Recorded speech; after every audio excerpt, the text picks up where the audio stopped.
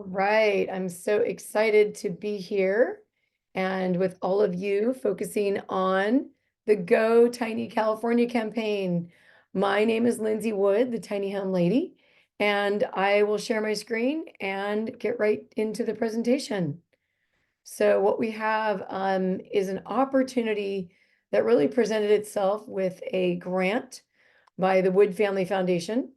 And I was so inspired because there's been such a big opportunity for movable tiny homes in the state of California, but not many people know about this opportunity. And it really, what we're going to be diving into is this opportunity to house California one home at a time. And big thank you to the partners in this program, the Tiny Home Industry Association, my company, the Tiny Home Lady, and the American Tiny House Association. Both of these companies are nonprofits. This one's a 501c6 and this one's a 501c3.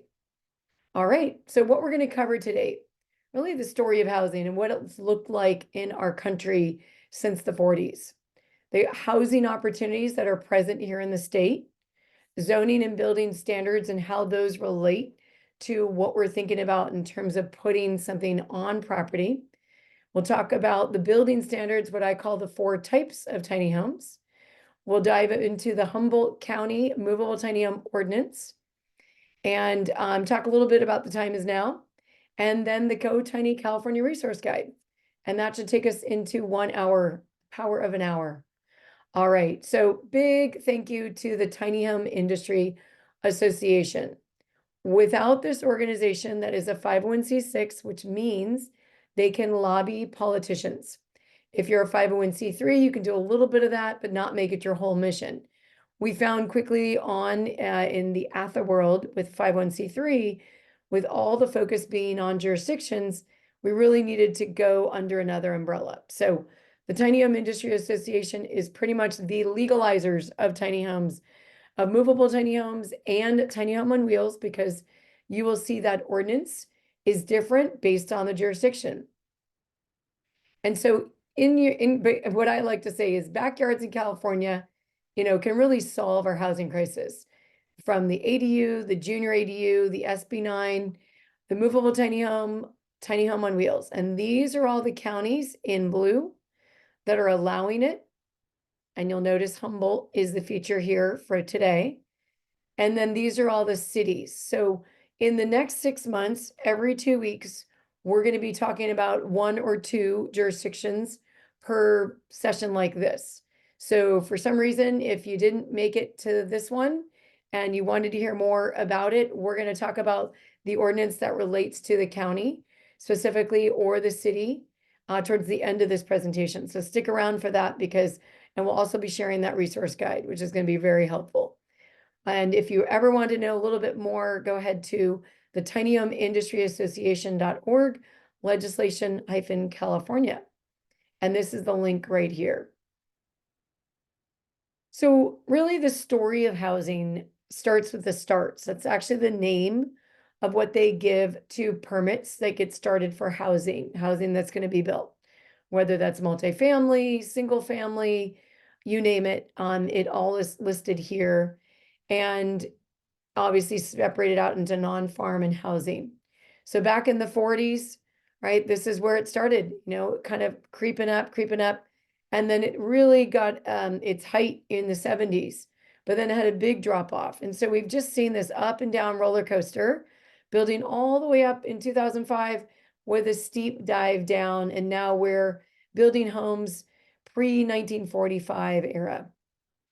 So while that roller coaster of building homes was going on, what else was happening? US population was only going up. This is about where the last slide entered. So with it only going up and housing starts being up and down, here's where we really have the big problem. And so where everyone's feeling the pinch or the rising cost of housing prices is the fact that our median US income has not kept up. If it did keep up, like say this blue line was right underneath the red line, but just by 2 to 3 times more, we'd be fine, but it didn't. So a home purchased back in the 60s, I know my in-laws purchased a home in the 60s for $30,000, and my father-in-law was making $10,000 a year. So that was only 3x their employment. Well, that same area, their home is now worth $3 million. This is Silicon Valley. It's one of the most expensive places in the country, or even in the state.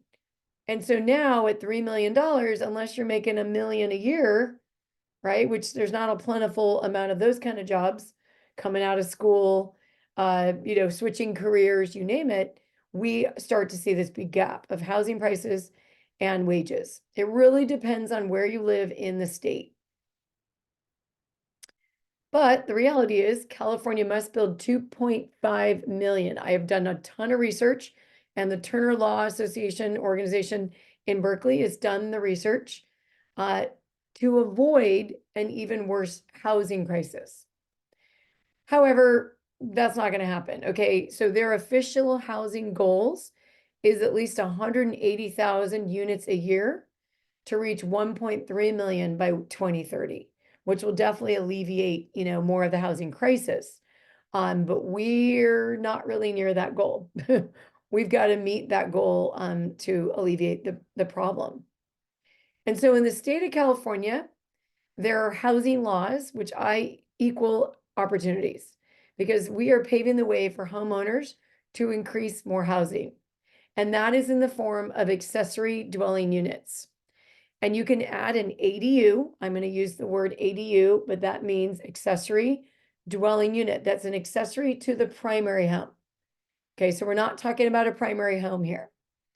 But you can be 800 to up to 1,200 square feet for a ADU on your property.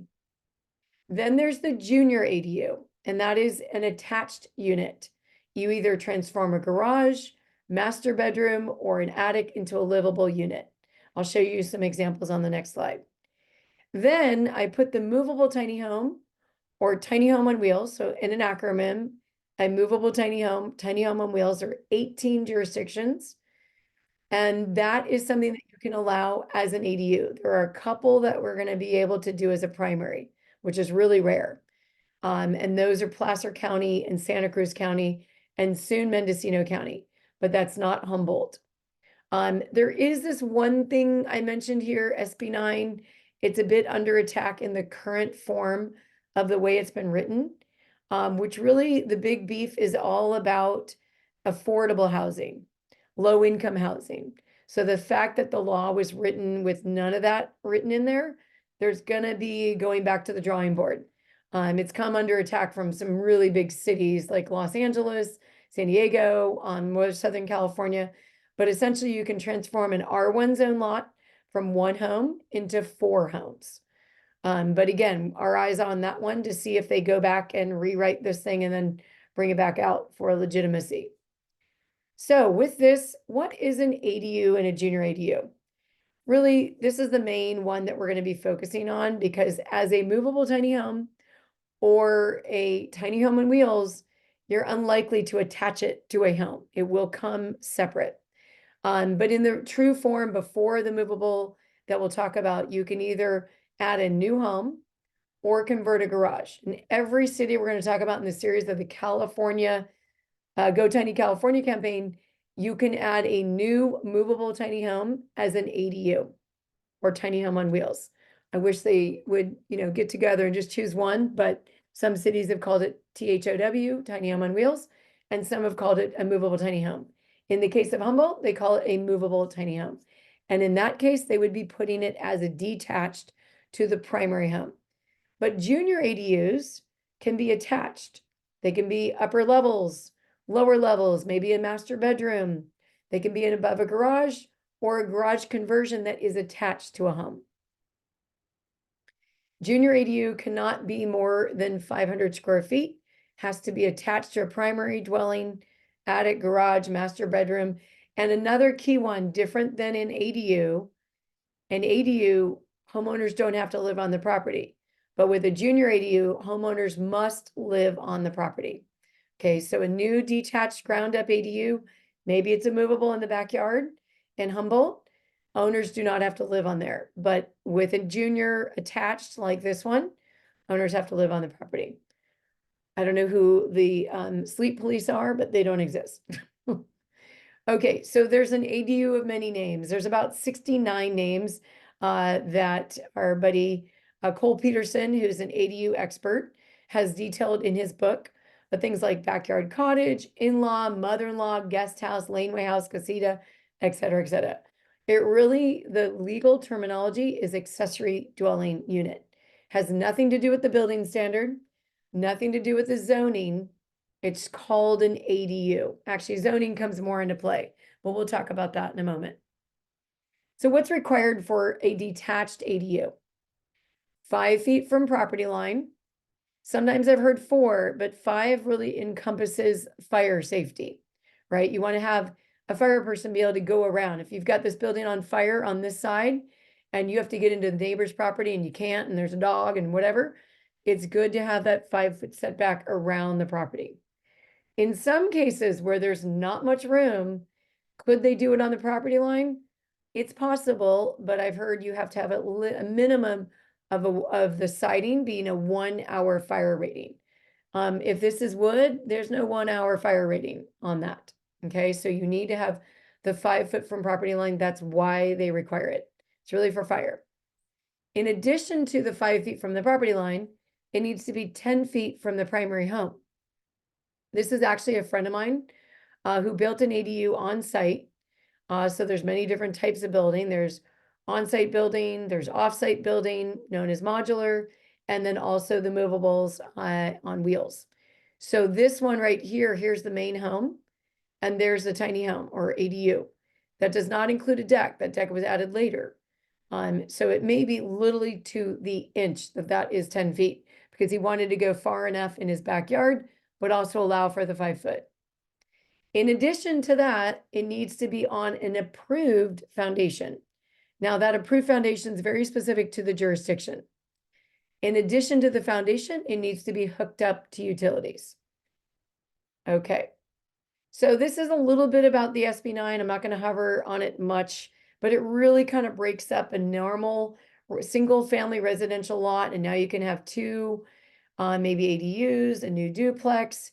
You can do lot splits. You can do lot splits straight down, where you have a duplex here and a new single family dwelling. That's what SFD stands for. So that's SB9. Choice of housing layout is specific to property. Homeowner must live on the property for 3 years. I've heard no conventional loans are allowed for SB9 projects, but again, this is sort of coming under attack, so we won't hover there. Okay, so zoning. Zoning has to do with what is allowed or not allowed on the land or the property. So think about building standard for the building and land is for the zoning. Okay, so to help me with the zoning conversation, I have a video that I think is really important because zoning is one of the biggest issues that, we've done a lot in our industry to tackle the building standard, that which is how the home is built. But zoning law is a whole nother conversation. So here we go.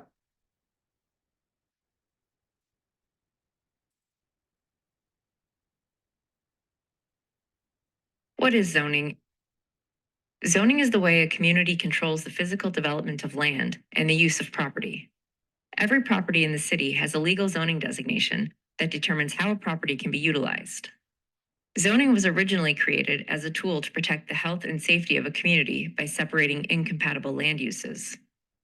Today, zoning still serves this purpose, but it's also used to help protect neighborhood character and property values, create new and unique places in the city, and implement many of the land use and design goals of the general plan. So why is zoning important? Knowing a property's zoning is critical to understanding what is legally allowed to occur on the property and where and to what extent buildings can be constructed. If you are thinking about buying a home or starting a business, choosing a property that has the zoning that meets your needs is a vital first step. What exactly does zoning do? Zoning regulates many aspects of a property. The first and most notable aspect zoning regulates is land use. Zoning codes are typically organized into several sections based on groupings of land use categories, from single-family residential to industrial. For the most part, zoning categories are intended to only allow for one type of land use. For example, zoning categories for single-family residential only allow you to live in the house, but do not permit any business activity to occur. Let's highlight some other key aspects of zoning besides land use regulation. Building height. Zoning regulates how tall buildings or structures can be on a property. Setbacks. Every zoning district sets parameters for minimum or maximum distances a building can be from a property line. Lot coverage. Many zoning districts also regulate how much of a property can be covered by the building. Density. Zoning sets limits on how many dwelling units or homes can be placed on a property. For example, if your property is zoned single-family residential, it can only have one primary structure on it for living purposes. Thank you so much for watching. Want to learn more about zoning? Okay. So we'll escape out of that. Go back into present. So that was a little more about zoning that I could personally do because there's a lot involved with the land. And that's usually where a lot of people get kind of blocked or tripped up by wanting to do something and their zoning does not allow for it. Now, in the case of this whole series of the Go Tiny California campaign, is the ADU in the state of California is already allowed statewide. What cities have had to do is say, we're going to allow a ADU to be built to a different building standard. And so this is where building standards come in, is how the home is built and what building it's or what standard it's built to. So the word tiny home is a marketing term. I've heard people refer to a tiny home as a van, tiny home on wheels, a tiny home could be a school bus, you name it. So when you pick up the phone and were to call your jurisdiction, I'd like a tiny home permit, that does not exist. It's an ADU permit, but with some amendments given the cities that we're talking about, cities and jurisdictions, counties, and a jurisdiction means city or county. So when I say the word jurisdiction, it covers both city or county. In this case, we're talking about Humboldt County. So if you're in Eureka, the city of Eureka, that's a separate jurisdiction. Okay, so every type you're about to see next is built in a factory, arrives on wheels, and is placed on the property. What kind of foundation? We'll talk about in another slide. So first of all, the movable tiny home does not have its own building standard yet. I say the word yet because there's actually a task force that's diligently working on coming up with a separate building standard that we have never seen before for a tiny home, but it won't be called that. Most likely, it will be called a small residential unit. Because I don't know about you, but a lot of people I've talked with have said, oh yeah, I've seen a tiny home village that they're putting up in downtown LA for the homeless. And yet if you open the door to that tiny home, there's only a bed and maybe a table and electricity for heating and cooling, but there's no bathroom and there's no kitchen. So to be a legal habitable unit, you need to have a kitchen and a bathroom, and to meet, like, there's 7 different habitable standards. So the word tiny home has kind of gotten bounced around a lot, and it's also sort of attached negatively with the word trailer for trailer park and what things can happen. So we're just really working with existing standards, and that brings us to the recreational vehicle standard, the NFPA 1192. So this is a sticker. It is on the side of pretty much every RV that you'll see, whether it's a fifth wheel, a bumper pull, a trailer, a pop-up tent one, all those things, to make sure it's meeting National Fire Protection Agency standards, okay? And this is only one of the different certifications companies, but most likely if it's an RV, it's been certified by the RV Industry Association, but there are other certifiers out there.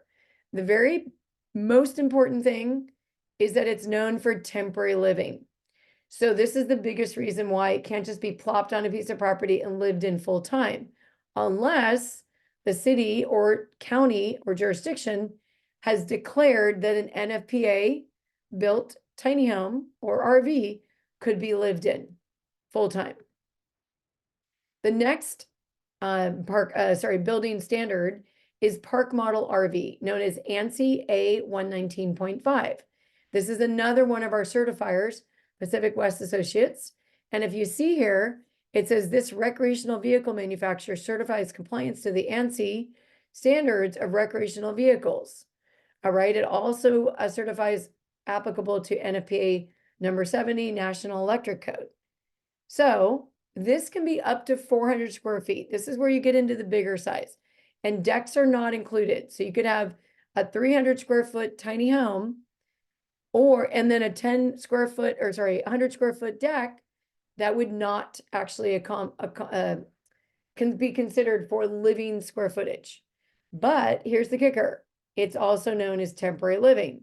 Now, usually where park models are found are in parks, like RV parks or mobile home parks. And so those are very much allowed there. They're on wheels, you name it. Number 3, International Residential Code, IRC. We have an example of a company, Zipkit Homes, that they're out of Utah. And there's also PreFab Innovations. There's lots of modular companies that are building elsewhere, bringing them to the site and placing them on foundation. I actually represent a modular company called PreFab Innovations here in Northern California.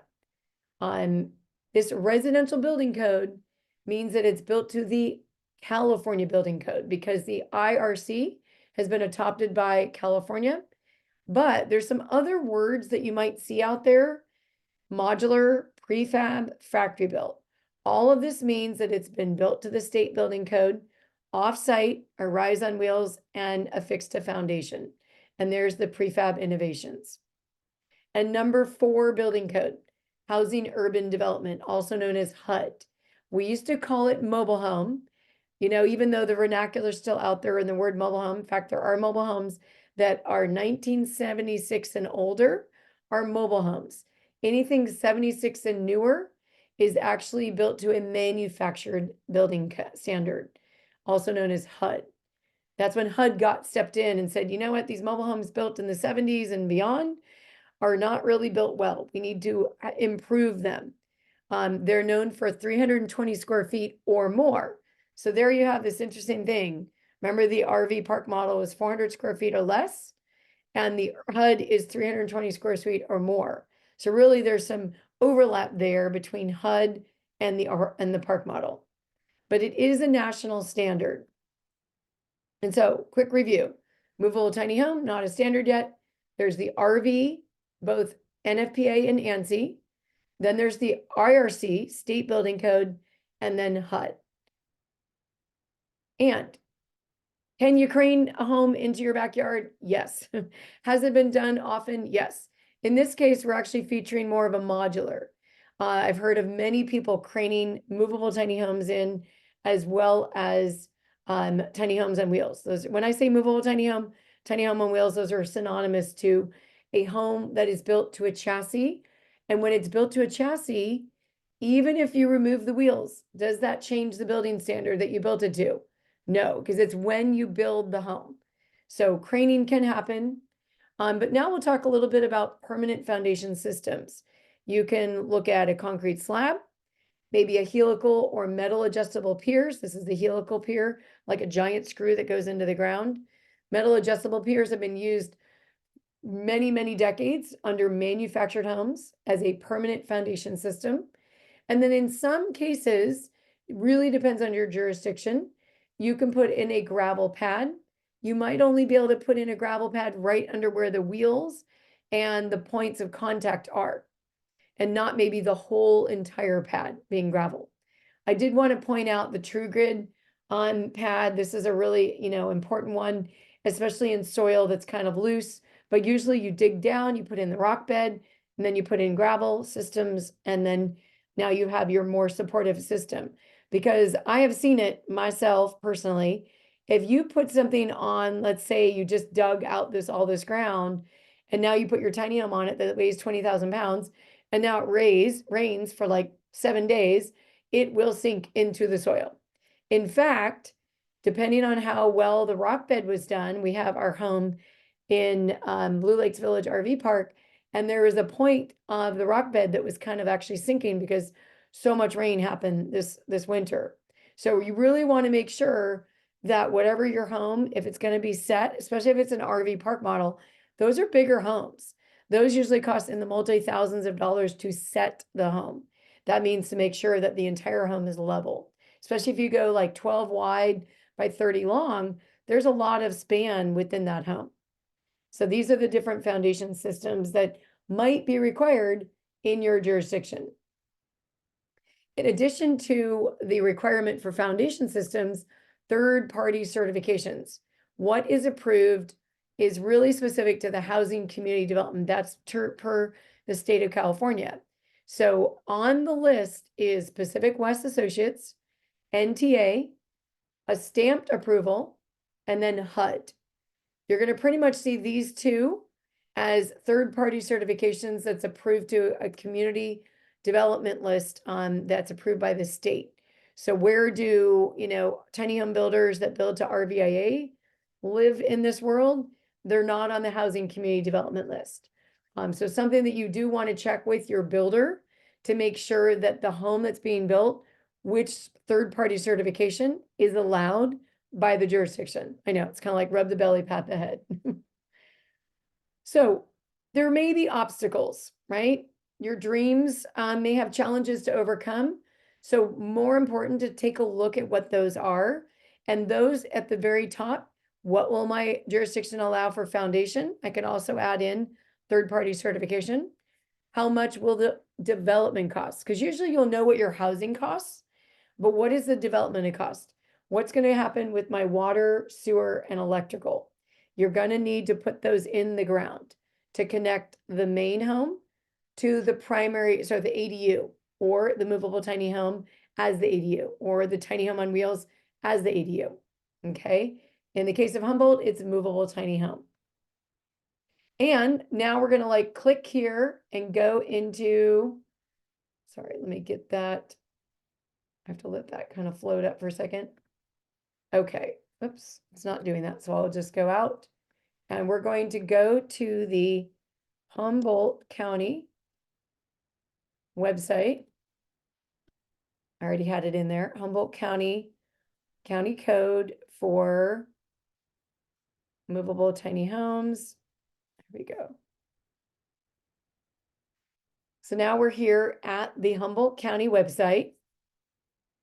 And as we scroll down, you're going to see accessory dwelling unit right there. But what we actually want to go down to is looking at the tiny houses and movable tiny houses as ADUs. And this is actually the section, I've actually broken it down for you inside the resource guide. And so as we see here, there's definitions. We're going to scroll past all the manufacturing of the M's and get to a movable tiny house. So super important to know, this is coming back into that it's meeting the NFPA or ANSI building standards. And that must be made by a qualified third-party inspector accredited through American Society for Testing Materials. So these are all super important. If you're going to like, oh my gosh, I found this builder, make sure that they are third-party certified and that they're accredited through the ASTM. And that it is towable by a bumper hitch. It's not designed to move under its own power. So then that pretty much eliminates all movable, RVs. It's no larger than allowed by California state law for movement on public highways. What that means is you can go up to 12 feet wide because all you need is a permit and a chase car, like wide load. You can do 10 wide. You don't need the chase car, but you do need a permit for the day. And then 8.5 wide, you don't need any permit. Okay. So you can go up to 12 feet. Anything beyond 12 feet, I don't know, but you can definitely get permits and it just costs more to, obviously move and transport. I would imagine that anything 10 wide, most likely professionals are going to be moving that home. And if you don't have a truck, which you do not need to have, because I always like to say the trucks nowadays are costing anywhere in like $60,000 to $100,000. So if you're not going to move it much, do you need to get a truck? If you know how to move something, you can always rent a truck, right? For one day or even a few days. It cost us like $600 to rent a 1-ton when our truck had to go in the shop and we had to get to a show. So there's a lot of cost involved in owning a truck. And if you're not going to move it, recommendation is to hire a professional. And if you get into 10 wides or 12 feet wide, you're definitely hiring a professional. The other thing is that it's at least 120 square feet of first floor interior living space. That does not include the loft. No lofts, no decks do accommodate for first floor of living interior space. That is a detached self-contained unit, includes basic functional areas that support normal daily routines. This is where we get into like it separates from the shelter to a functional home, right? It's going to include cooking, sleeping, and sanitation, and that it also adheres to local building health and safety codes. All right, so that pretty much covers that for the code. And then let me just get into, this is the resource guide that's living on my website. And it's $20. And inside there, there's going to be builders.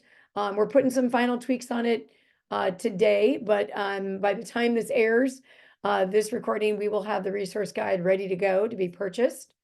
And I just want to thank you and open it up for any questions. Any questions about your specific project, property, as I went through things? One slide that I do think I want to showcase, and I'll bring out and share my screen here in a moment, is really the opportunity to place the right foundation, the right installation of utilities, your water, sewer, and electrical. That's super important to make sure you get right. Any other questions that people may have with regards to placing a movable tiny home? Here we go. I've got the picture up. So just want to share with you, because I do a lot of this work for my modular business. There's your primary home, and very likely they're at least probably 50 or 60 feet going over to the ADU in the backyard. This is compliments of Snap ADU. They build down in San Diego. They build on-site ADUs. So these are the kind of things that will happen. Like if you've got a nice, beautiful landscaping and you've got a water spigot over here and you got to put your movable tiny home in the backyard, you will need to have that jackhammered up, and that foundation or that water line will have to be put in. No different than the water, sewer, and electrical. All three of those have to go in.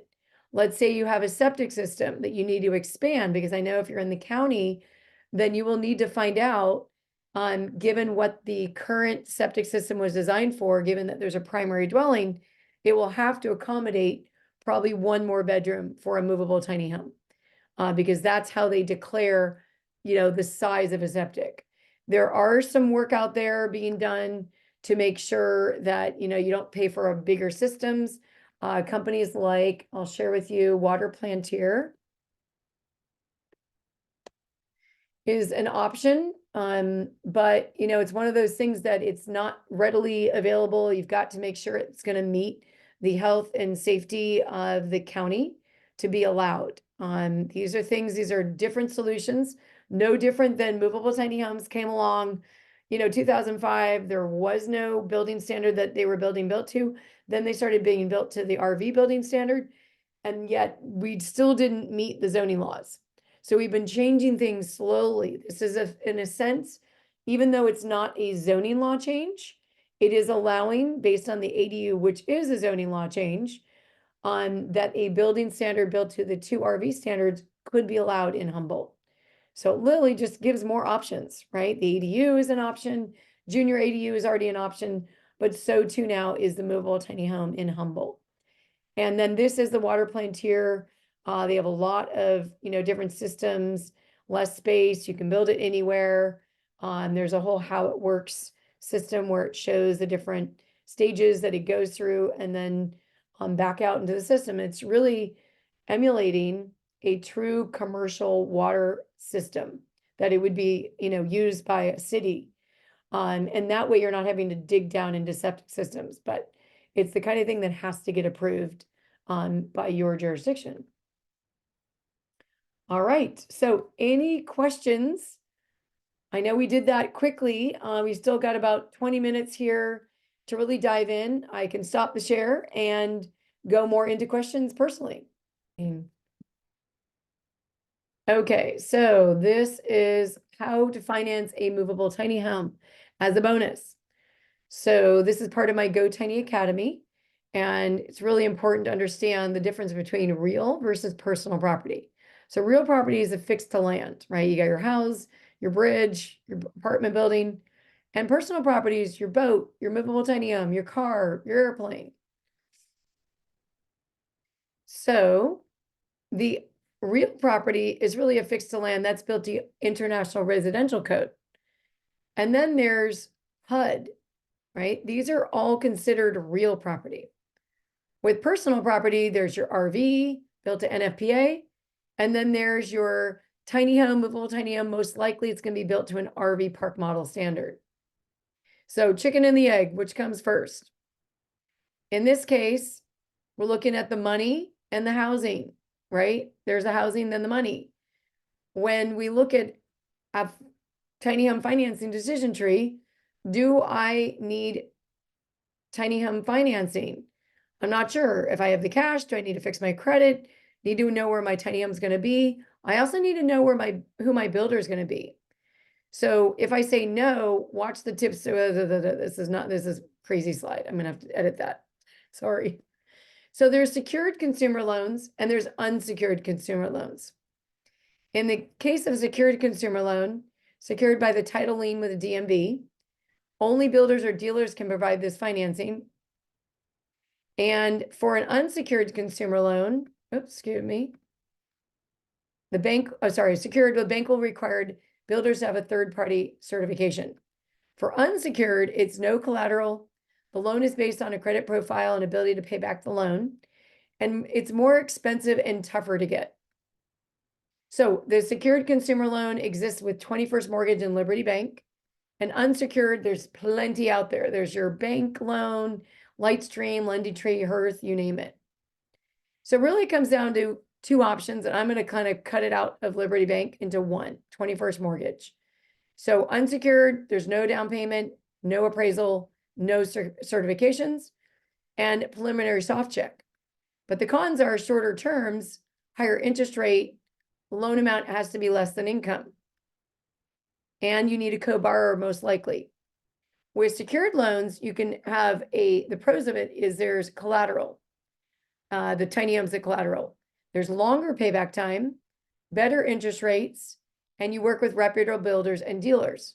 However, then there's also third-party certifications as a pro. The cons are there's down payment, builder dealer specific, more requirements in terms of tax returns and payment, work history, and criteria for approval, credit score, proof of income, debt to income ratio, loan amount, identity check, and housing status. So I wanted to share with you a little bit about some percentages. These were old days. Now you're in the 9% to more like 12. In Liberty Bank, definitely higher. Credit scores, no minimums, down payment 0 to 20%, up to 25 years.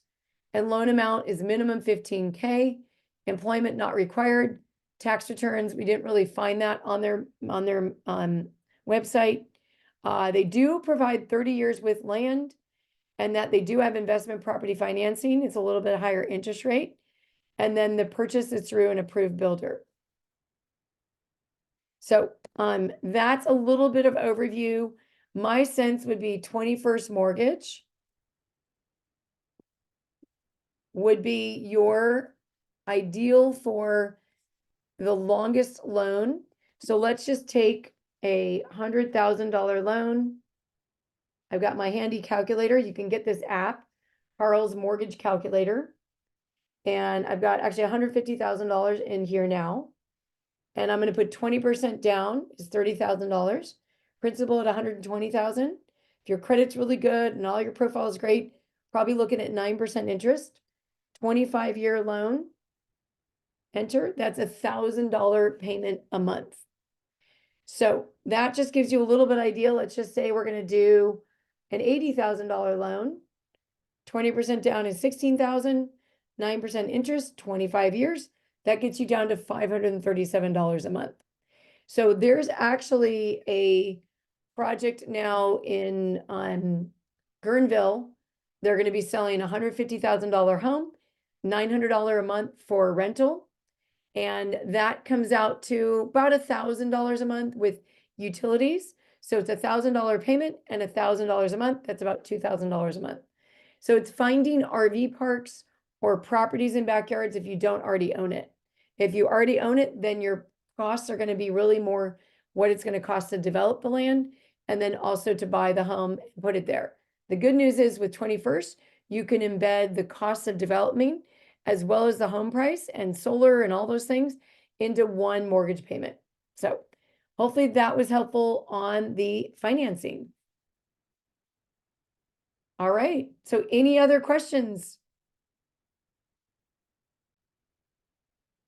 All right, so one of the first steps that you're going to do is go to your local jurisdiction. In this case, it'd be Humboldt County.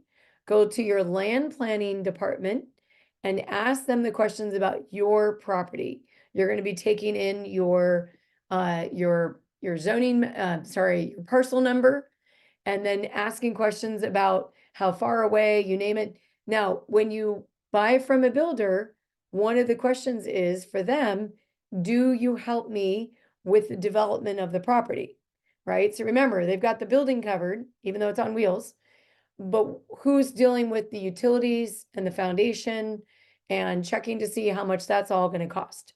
What I can say with regards to modular, even though that has nothing to do, we're going to be putting a slab foundation on the property. It's somewhere to the 25,000 minimum to probably $40,000, especially if you have to crane it up and over. Let's say you have a property that you can't put something down with driving something back in, even backing it in, and you've got to crane it up and over. Now you have craning fees. So these are all things to consider: the cost, who's going to be doing the project.